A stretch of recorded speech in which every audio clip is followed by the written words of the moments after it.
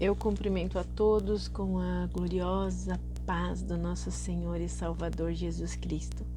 Continuamos o nosso estudo, a nossa leitura, a nossa meditação aqui no capítulo 8 do livro de Josué.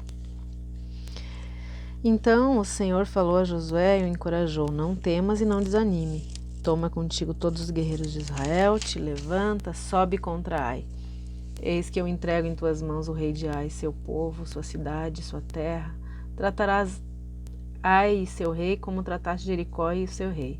Entretanto, dessa vez podereis vos apossar dos despojos e dos animais. Prepara uma emboscada atrás da cidade. Ergueu-se Josué com todos os soldados para avançar contra a cidade de Ai. Josué escolheu para aquela missão 30.000 homens valentes e os enviou na calada da noite, confiando-lhes a seguinte ordem: atenção! Armareis uma emboscada contra a cidade por detrás dela, sem vos distanciares muito das portas da cidade, ficai de prontidão. Eu, porém, toda a gente que me acompanha, nos aproximaremos da cidade e, quando o povo de Ai sair para lutar contra nós, como da primeira vez, fugiremos da presença deles. Então, eles nos seguirão e nós os atrairemos para longe da cidade, pois imaginarão: fogem de nós exatamente como da primeira vez.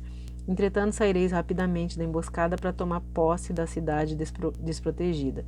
O Senhor vosso Deus a entregará nas vossas mãos.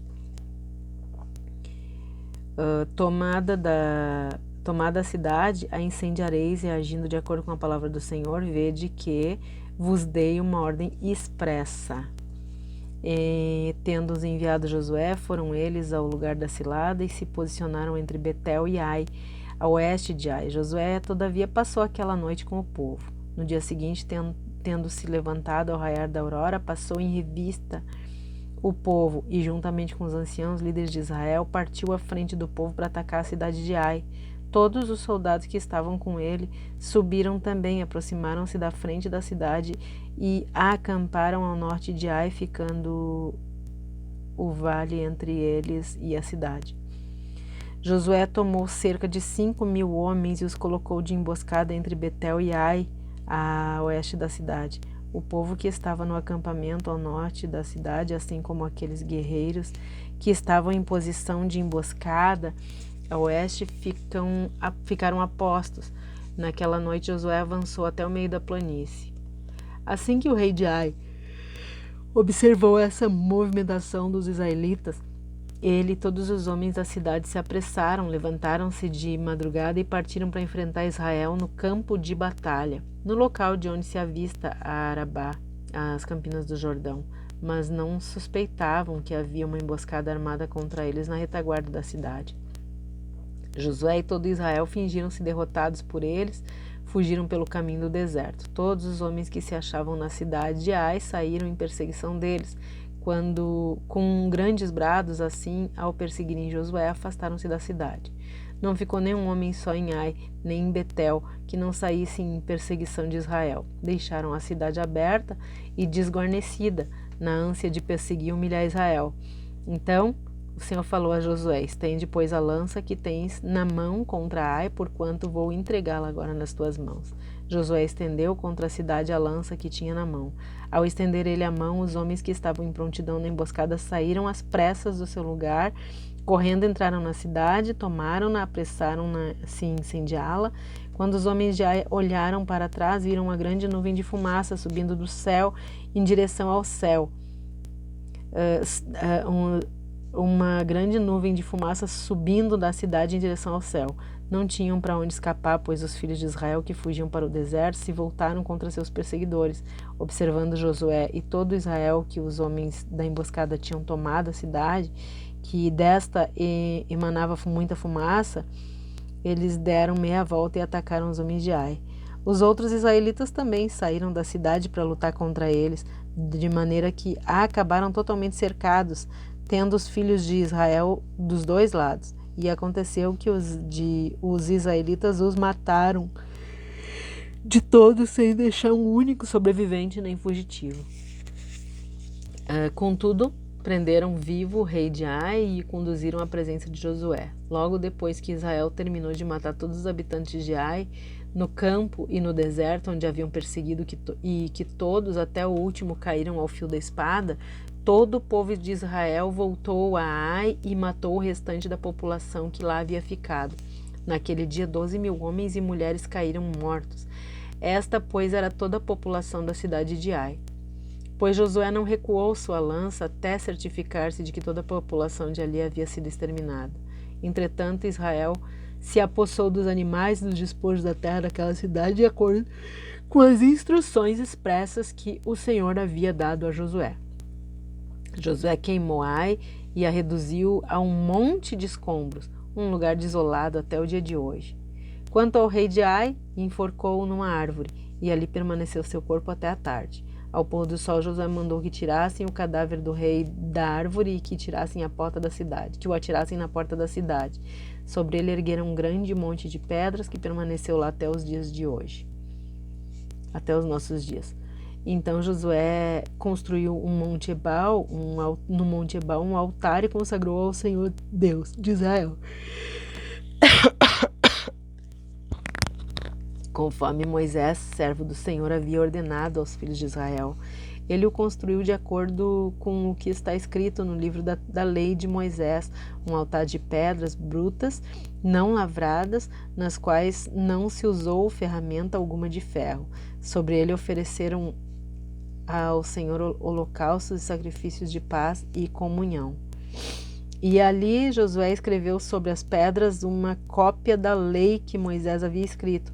Todo o Israel, estrangeiros e naturais da terra, com os anciãos e líderes e seus oficiais, seus juízes, ficaram postados em pé de um lado e de outro da Arca da Aliança, diante dos sacerdotes levitas que a transportavam. Metade do povo estava em pé, defronte ao Monte Gerizim, e a outra metade defronte ao Monte Ebal. Tudo em conformidade com o que Moisés, servo do Senhor, tinha instruído expressamente anteriormente, a fim de que o povo de Israel fosse abençoado. Em seguida, Josué leu todas as palavras da lei, a bênção e a maldição, segundo o que está registrado no livro da lei. Palavra alguma de tudo o que Moisés havia ordenado deixou de ser lida por Josué na presença de toda a congregação israelita, inclusive na presença de todas as mulheres, crianças, estrangeiros que habitavam no meio deles.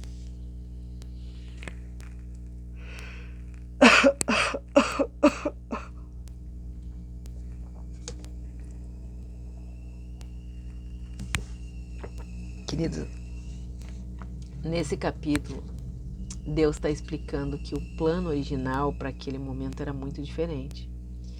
Muitos capítulos da nossa vida, seriam muito diferentes se nós pensássemos nas consequências e escolhêssemos não pecar.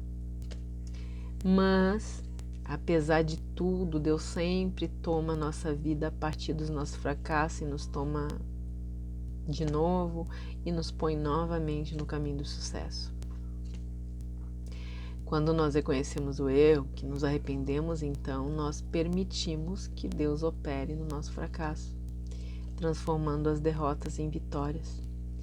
Deus usa os nossos erros. Quando nós nos arrependemos, Deus usa os nossos erros para nos conduzir à vitória de novo.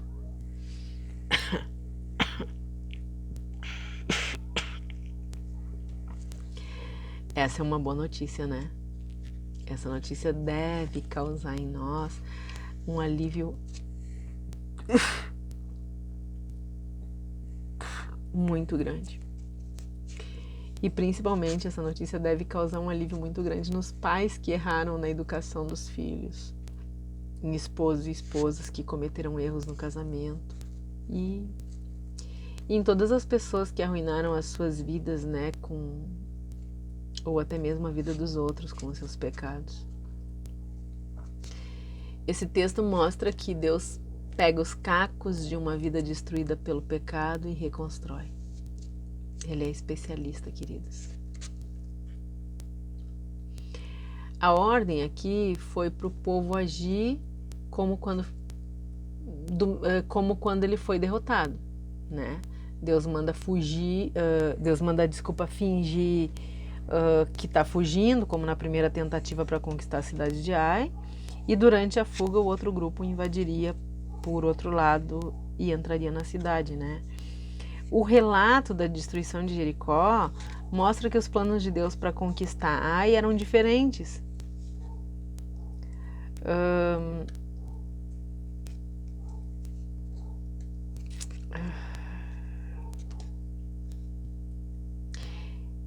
Quando o povo estava com medo, Deus veio para dar vitória. Deus é estrategista, Ele é sábio, Ele consegue acertar a partir dos nossos erros e vencer a partir das nossas derrotas. Nós só precisamos nos entregar e estar disposto a obedecer Ele e todas as suas orientações, né?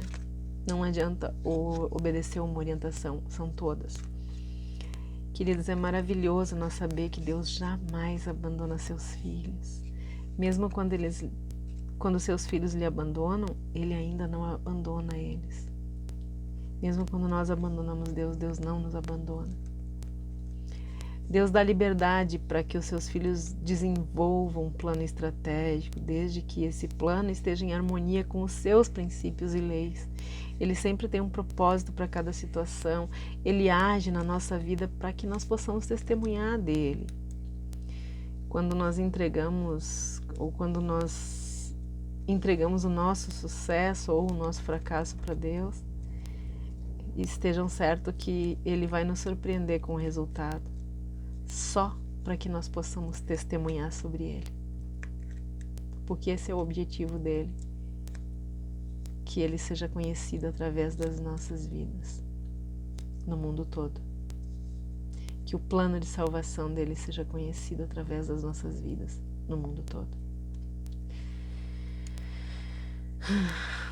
Que Deus nos abençoe e nos guarde, que Ele tenha misericórdia de todos nós, que Ele perdoe os nossos fracassos, que Ele perdoe os nossos pecados e que Ele tenha misericórdia de todos nós e que Ele faça resplandecer o seu rosto sobre todos nós. Um forte abraço e até o próximo capítulo, em nome de Jesus. Amém.